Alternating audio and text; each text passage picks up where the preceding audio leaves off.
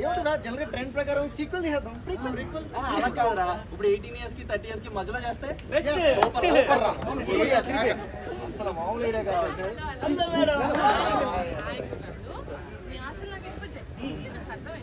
కానీ మన second scene already okay ముహూర్తానికి పిలవడానికి వచ్చా మనమే ఎంట్రీ